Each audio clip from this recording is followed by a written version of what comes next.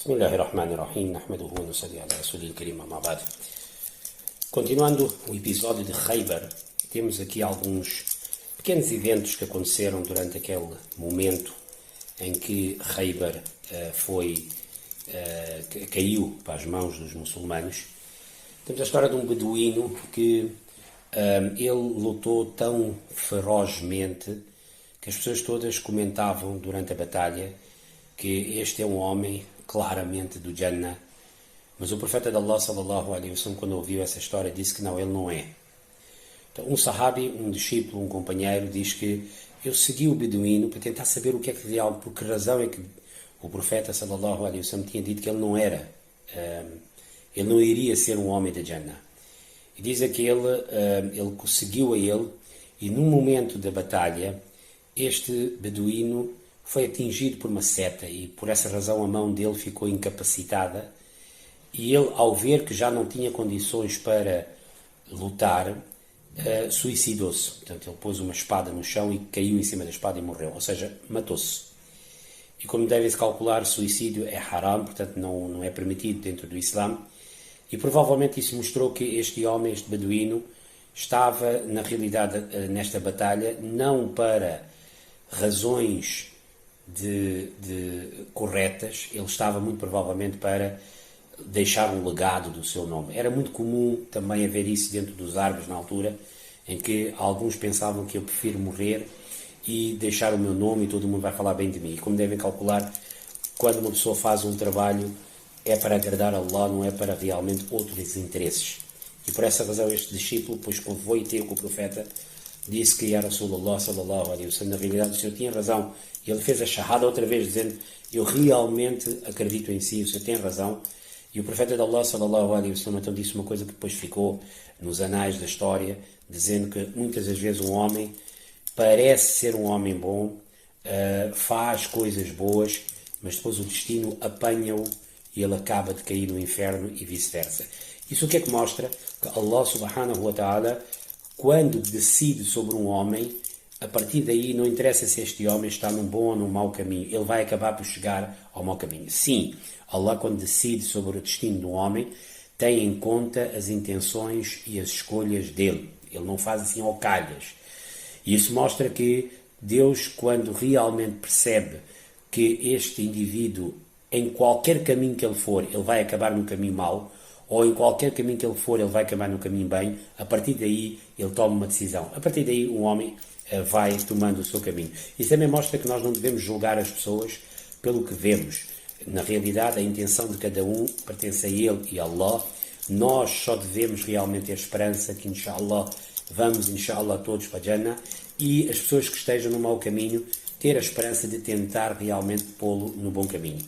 Julgar, criticar é trabalho dos outros, do diabo, não é nosso. E por essa razão, Nabi Pak sallallahu alaihi wasallam dizia que as ações também são de acordo também do seu final, ou seja, nós temos que ter muito cuidado, podemos fazer uma vida toda de uma maneira e no fim realmente estragar tudo, e que Allah nos perdoe e nos proteja. Depois eles dizem que chegaram a um castelo chamado Zubair, que realmente não tinha poço próprio, tinha uma espécie de um canal de água, e este canal, ao ter sido interceptado e cortado, metade de Khaybar deixou de ter água, e naturalmente que isto ajudou para realmente a grande parte desses fortes desistirem e renderem-se. Dizem que a maioria que conseguiu fugir dos fortes foram até ao último forte.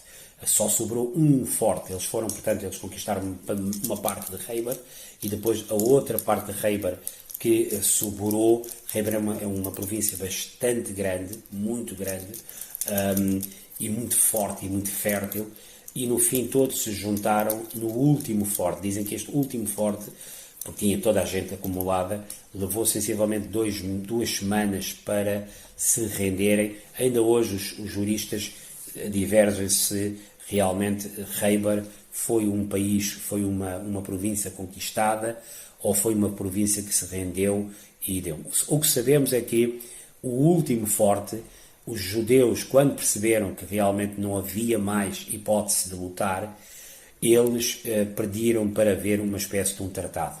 Naturalmente que eles tinham a noção que se a lei fosse cair em cima dele, como era a lei da Torá, eles seriam todos executados, porque a lei da Torá claramente dava essa ordem. E eles também sabiam que se eles fossem expulsos daqui para a frente já não sabiam onde é que iam, porque já tinham sido expulsos de Medina e agora ser expulsos de Khaybar, a partir daqui para a frente era só deserto.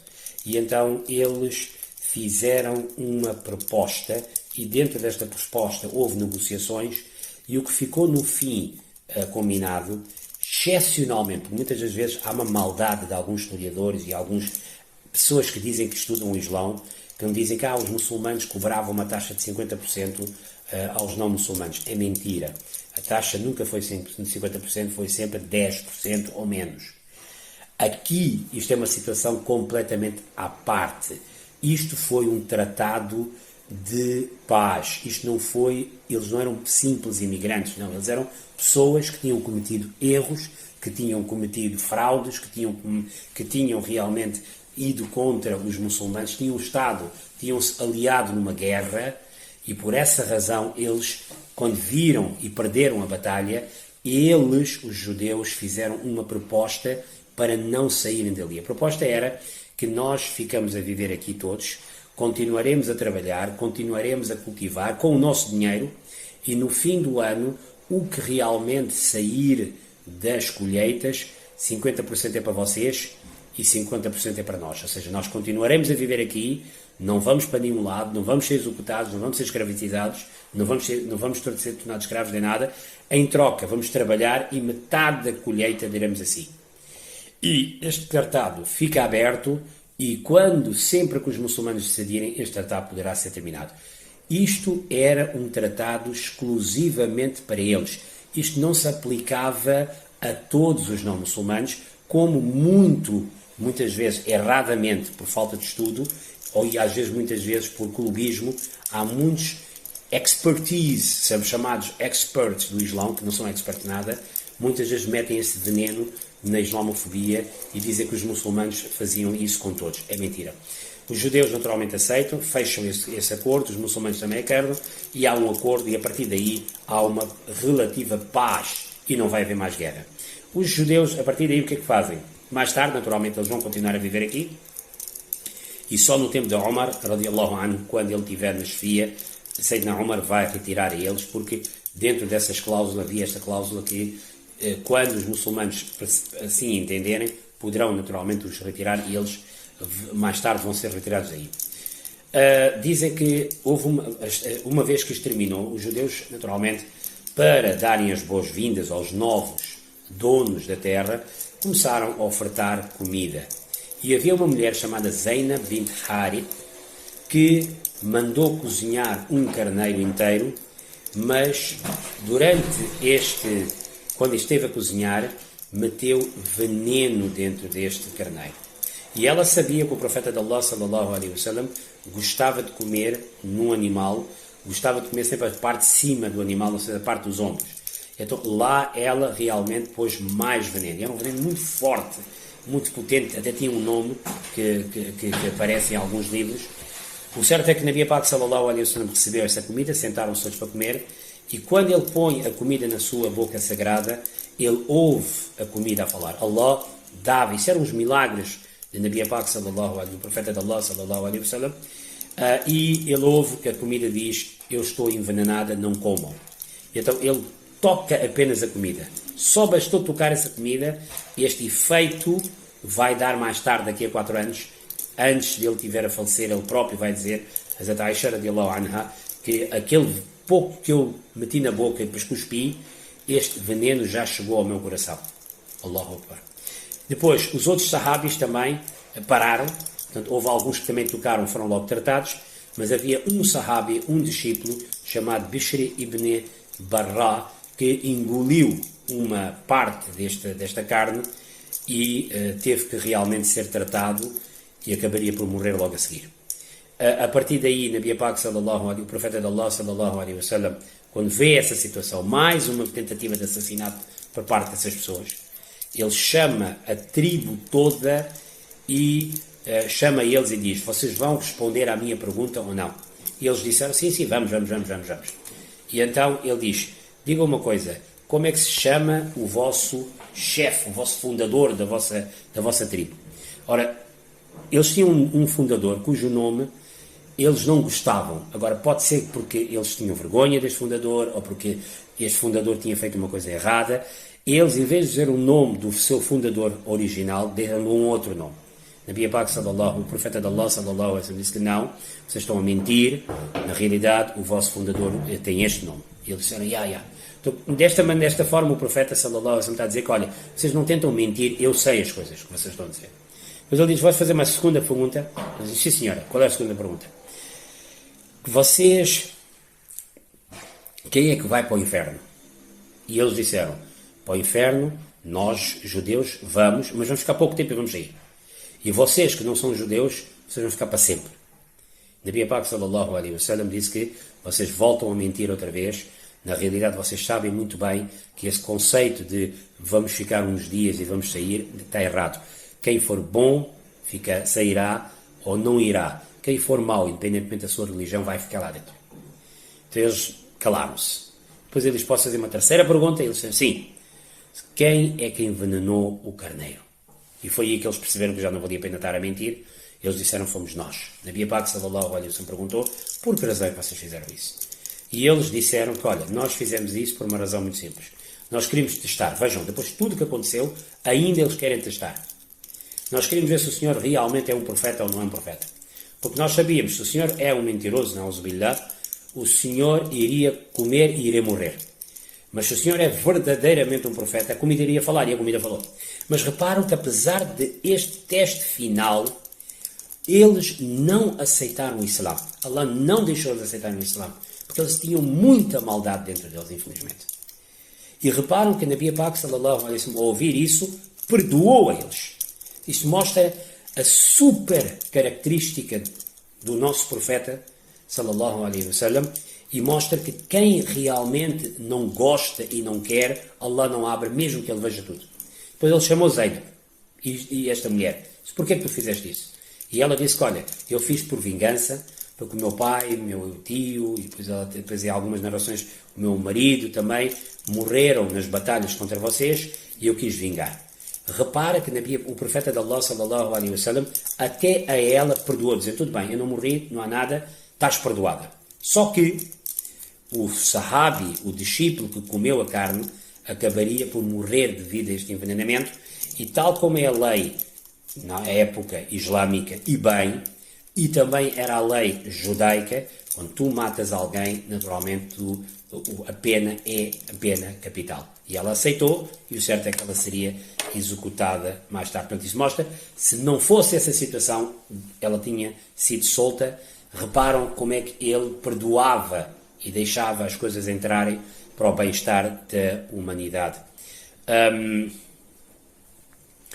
Dizem que depois toda a cidade, toda esta zona de Khaybar, muito grande, foi depois dividida para todos os muçulmanos.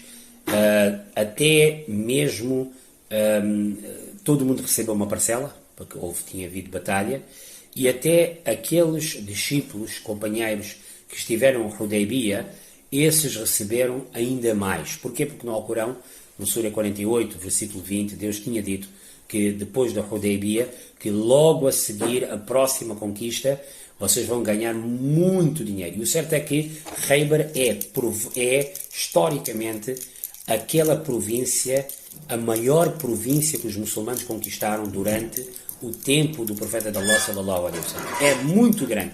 E era tão grande e tão rico que o próprio Ibn Umar, o filho de Umar, dizia que até aquele dia, desde que nós convertemos, nós nunca comíamos com barriga cheia. A partir daquele dia começámos a fazer isso. Isso mostra que os dias de pobreza tinham terminado e agora os dias de prosperidade tinham efetivamente começado. Eles dividiram isso tudo entre eles e depois, naquele dia, enquanto eles estavam sentados, chegou um grupo de 50 pessoas da Abissínia, liderados por um homem que era o primo de Nabi Pak sallallahu alaihi wasallam e um grande amigo do profeta de Allah, um amigo de infância, que era Hazrat Ja'far bin Abi Talib, irmão de Sayyidina Ali radiallahu anhu. O profeta sallallahu alaihi wasallam, quando o viu, levantou-se, beijou a sua testa e até disse que eu não sei se eu fico mais feliz pela vitória de hoje ou por ver Ja'far bin Abi Talib, e a eles também, aquelas 50 pessoas que vieram da Abissínia, que tinham emigrado muito, 10 anos atrás, eles também receberam uma parte, portanto, para verem quanta terra realmente tinha sido, portanto, conquistado. E também mostra que o profeta sallallahu alaihi wasallam teve em consideração esses que emigraram. Não era fácil naquela época um árabe emigrar, e esses imigrantes que foram para a Abissínia, naturalmente mais tarde eram 400 e tal pessoas que tinham emigrado, também tiveram um grande apoio do rei da altura, um rei cristão chamado Najashi, é o título, que mais tarde iria converter-se ao Islão e que sempre os apoiou, e depois mesmo quando houve uma guerra civil lá na Abissínia, eles queriam matar os muçulmanos, este rei os protegeu e tudo mais. Dizem que quando voltaram para Medina todos, havia uma das senhoras que veio da Abissínia, chamada Asma bint Umais, que ela estava na casa de Hafsa, a esposa do profeta sallallahu alaihi wasallam. Estavam a conversar e o pai, Sayyidina Umar, quando chegou, eles estavam ali na conversa e na brincadeira, Sayyidina Umar radiallahu até disse que, sabem, vocês foram para a Abissínia, mas quem sofreu mais fomos nós tivemos que ir para a batalha A, a batalha B, a batalha C. Então a Asma foi queixar-se ao profeta de Allah sallallahu alaihi wasallam, dizendo, olha, ele está a dizer que nós realmente somos poucos, somos menor que vocês. Então Nabi Pak sallallahu alaihi wasallam, para alegrar, disse que não, cada um naturalmente tem o seu prestígio, mas vocês não ficam atrás porque vocês fizeram não uma imigração, mas duas. Vocês primeiro foram até a Abissínia e sofreram 10 anos lá e agora vieram para Medina. Vocês também realmente têm o vosso estatuto, e o vosso estatuto ninguém vos pode efetivamente tirar. Dizem que depois houve algumas zonas à volta de Khaybar que também foram conquistados, e também houve o mesmo ritual, houve um acordo, eles continuavam a trabalhar e davam 50% no final do ano, e houve uma terra um bocadinho mais à frente chamada Fadak. Isto é uma terra que vai ser muito importante, mais tarde iremos falar. Esta é uma terra chamada Fadak. Aquele povo, é uma província pequenina, não é uma coisa assim por ali além.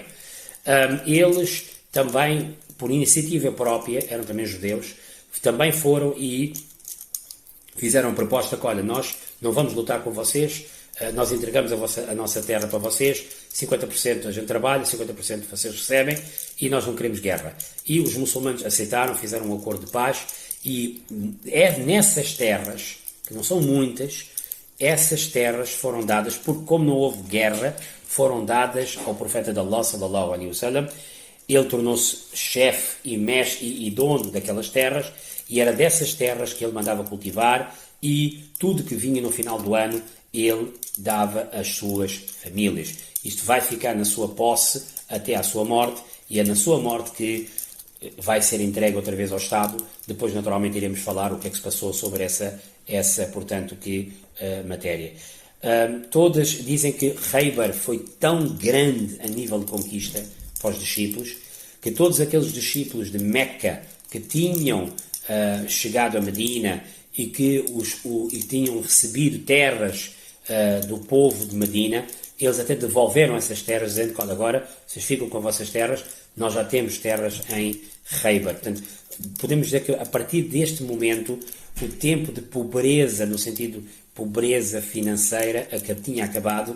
Eles devolveram praticamente todas as ajudas que o povo de Medina tinha dado aos muhajirin, aos imigrantes, eles devolveram, e a partir daí cada um ficou dono da sua terra, ganhava o seu dinheiro, cultivava a sua coisa, e de uma certa maneira foi mais fácil. Para a semana, inshallah, nós vamos falar sobre alguns dos casamentos que aconteceram durante estes 2-3 anos, e vamos também abordar alguns temas mais importantes, inshallah. وآخر دعوانا الحمد لله رب العالمين وصلى الله على سيدنا محمد وعلى آله وصحبه أجمعين.